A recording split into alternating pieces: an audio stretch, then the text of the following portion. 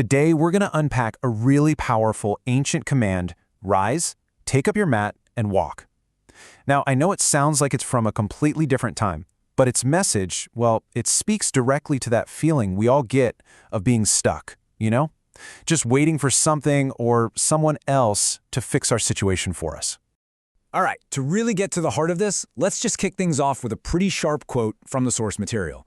People who expect salvation at the 11th hour often die at 10:30.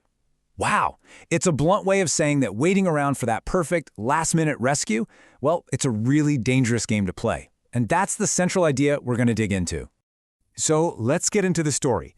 It all starts with a case of profound stagnation. A wait that dragged on for almost 40 years. 38. Just think about that number for a second. 38 years. For the man at the center of this story, that wasn't just some number. That was his entire adult life, spent on a mat, just waiting for something, anything, to happen. He was essentially paralyzed by his own situation. Yeah, his whole existence was caught in this passive loop, waiting, watching, hoping. He was absolutely convinced that the answer to all his problems had to come from the outside, some event that he had zero control over. And let's be honest, that's a mindset any of us can fall into, right? Believing our big break has to come from somewhere else. And this was the thing he was waiting for, the pool of Bethesda. The whole legend was that an angel would come down and stir up the water, and the very first person to get in would be healed. So his entire plan was to just wait for that one single lucky moment. So then, after 38 years of the exact same routine, day in and day out, the pattern is finally broken. A catalyst for change shows up, and it's not with a flashy miracle, but with a question that challenges the man's entire reality. Jesus appears on the scene and asks his incredibly simple yet profound question. Can you imagine hearing this after decades of waiting? It just cuts through everything. Do you actually want to be well? Are you really ready for your life to change? But just look at his answer. You'd think it would be a simple yes, but no. Instead, he just starts listing his excuses. I don't have anyone to help me. Somebody always beats me to it.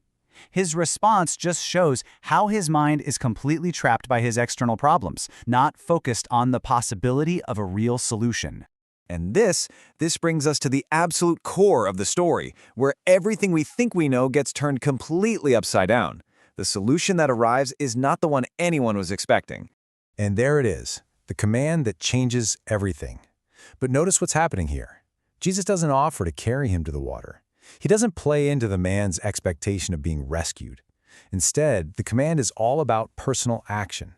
It shifts the power right back to the man himself. And here's a really crucial detail. The mat, the very symbol of his problem, his identity for decades, it doesn't just magically vanish. He isn't told to just leave it behind.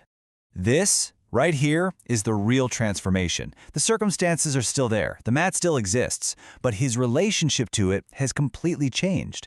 See, he is now carrying it. It is no longer carrying him. He takes ownership of the very thing that used to define his helplessness. He goes from being a victim to being an agent in his own life. So what's the big takeaway for all of us? Let's zoom out from this one story to the bigger idea it's pointing to. Real, meaningful transformation? It's an inside job.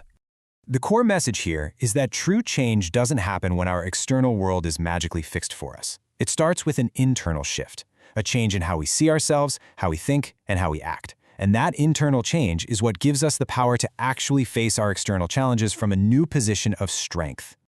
So the goal isn't really about getting an easier life, one that's free of problems. It's about becoming a stronger person, developing that internal strength to handle the challenges that are, let's face it, always going to come our way. And so this all leaves us with one final, very personal question. What's the mat in your life? What problem, what circumstance have you been waiting, maybe for years, for someone else to come along and move for you? This story suggests a really powerful idea, that the command to rise, take it up, and walk is something you can give to yourself.